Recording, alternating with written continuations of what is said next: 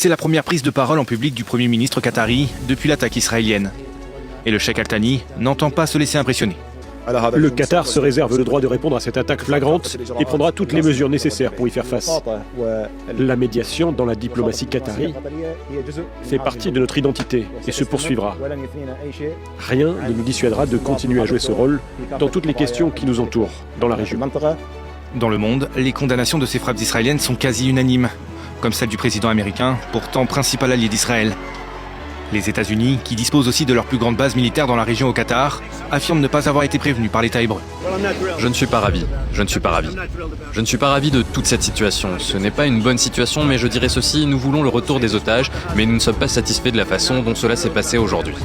En Arabie Saoudite, a témoigné de son soutien au cheikh qatari Al Thani lors d'un entretien par téléphone.